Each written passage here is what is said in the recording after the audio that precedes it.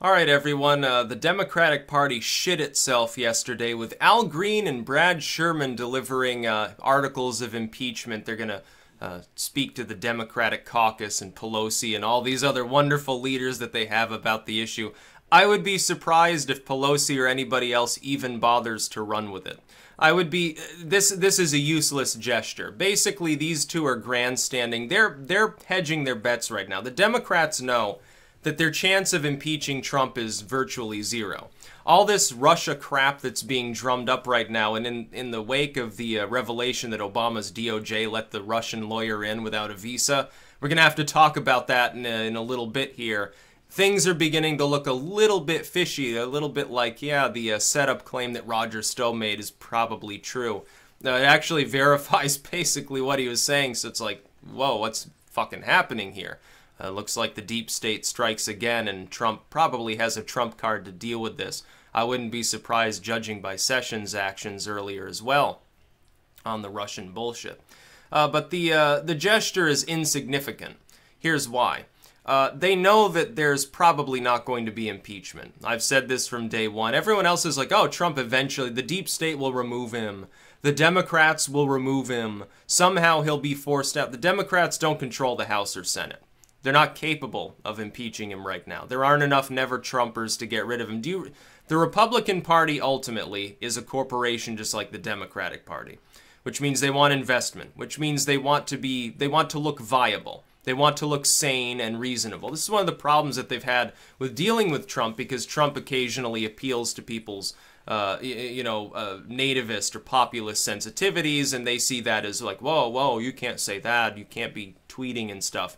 It's his victory strategy, and it does work, but they have a problem with it because they're not used to it. It's something new. They're just barely dipping their toes into the pool right now, although they are circling the wagons a little bit. They're getting behind Trump a bit more over time. Not so much the McCains, but the Lindsey Grahams a little bit. Yeah, tentatively speaking, although the Paul Ryans, they get stabbed in the back repeatedly, which is great to see because he kind of deserves it. But they're just maneuvering themselves. They're hedging their bets on the idea that Trump will be a failure. That is, not that he'll be impeached, not that he'll actually get thrown out of office and thrown in a jail cell. They're not betting on that. What they're betting on is he's going to be unpopular. The Republicans are going to get plowed under. He'll lose in 2020. And we want to maneuver ourselves to be those guys that suggested impeachment first in a serious manner so that they can grandstand and say, hey, Nancy Pelosi, now we've got the presidency. I want an appointment. I was the first one who said we should impeach him. Look at his approval. He loses. He's a disgrace. People hate him. You should give me a high-level position for my foresight, because otherwise I'm gonna raise a stink here. That's what they're doing. It's a career move for them. It has nothing to do with politics. Now, these same people, they know the DNC is corrupt. It clearly is. You look at what they did to Bernie Sanders during the primaries, you look at the DNC leaks and all the collusion there that they had with these various subcontracting firms, with the corporate media. It's clear the DNC is full of shit. They're full of corruption. Pelosi's corrupt, Perez is corrupt, Loretta Lynch was corrupt. She's basically working for the DNC, it seems, herself. Again, Loretta Lynch being tied to the Russian bullshit yet again. They know this, so it's not like they're standing on any moral ground. It's not like they actually care.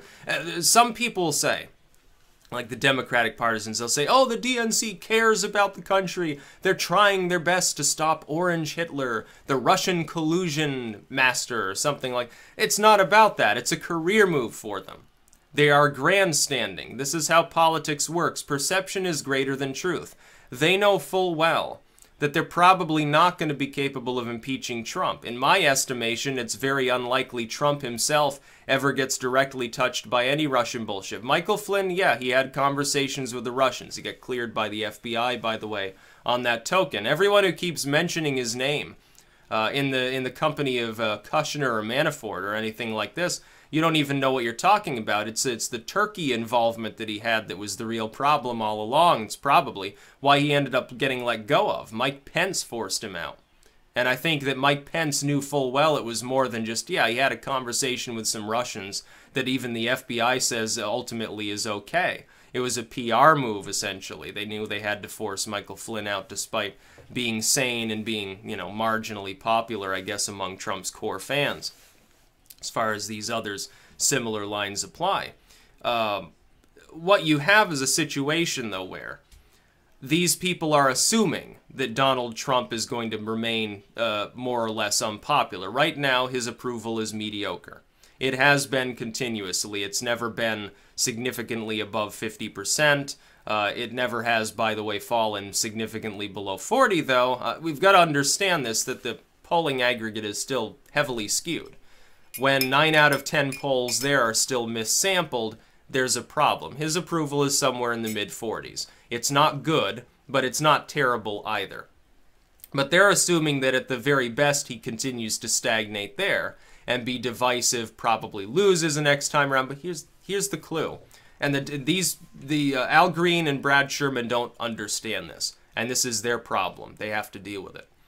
If the Democrats don't formulate a counter strategy, if they don't begin making suggestions, if they don't form a platform, if they don't appear to have any significant party leadership, it's not going to matter if Trump has mediocre approval going into the midterms or going into 2020. You can't wage a midterm campaign on a state-to-state level based on Trump is mediocre in popularity and divisive. It's not going to work.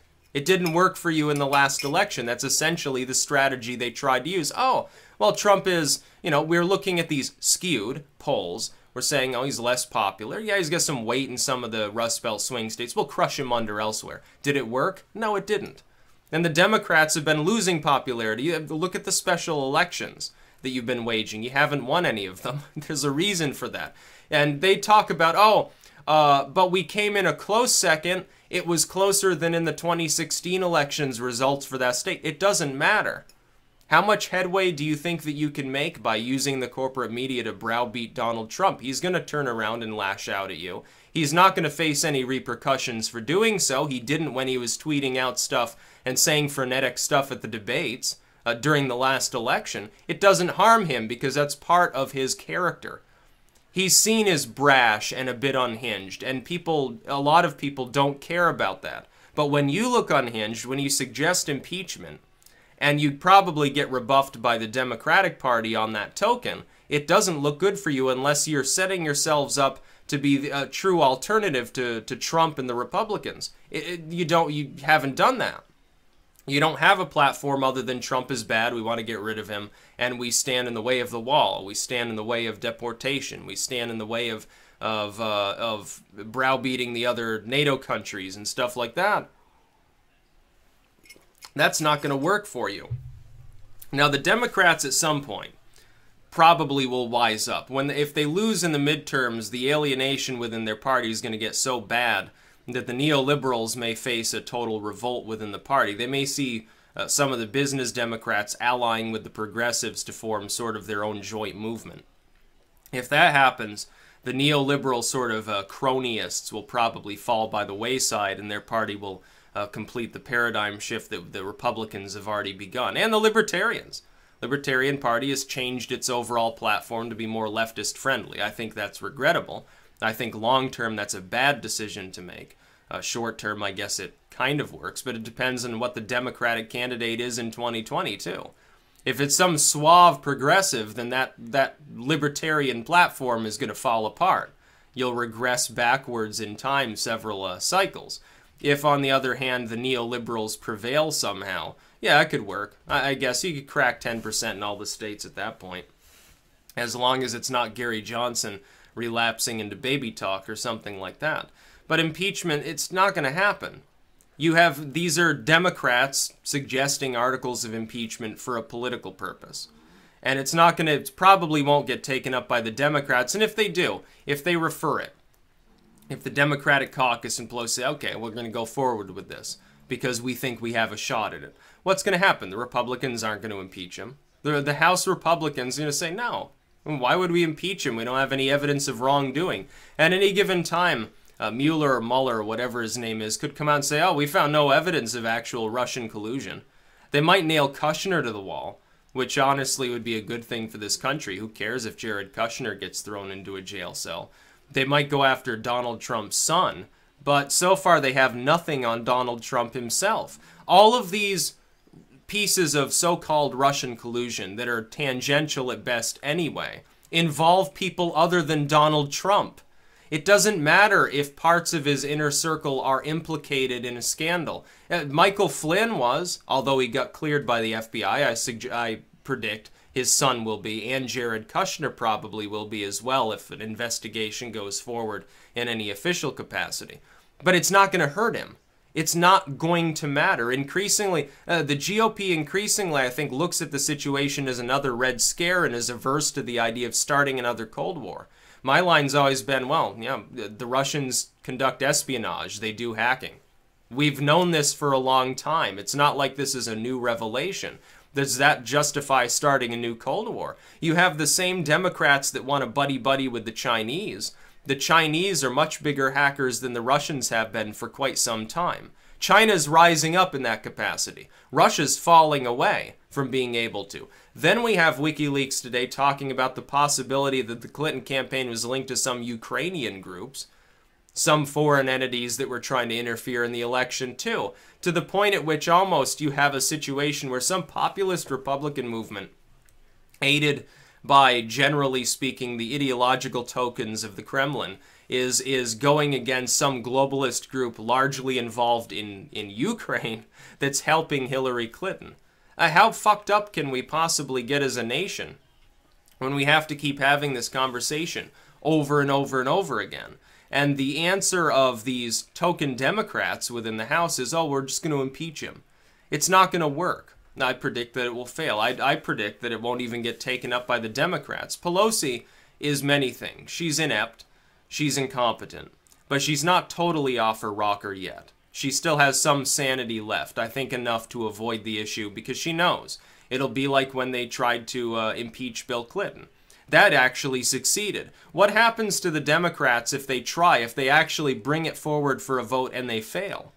They don't even get to impeach him, let alone, I mean, there's no chance they remove Trump from office over anything that's happened so far. That's impossible.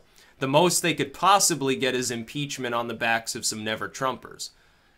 What would be the point? You'll probably even fail at that. It'll make you look weak, for one thing. It'll exhaust your political capital for another thing, and it will just draw attention to the fact that you have no platform other than we need to get rid of Trump. You'll begin to look like weak, ineffectual bullies.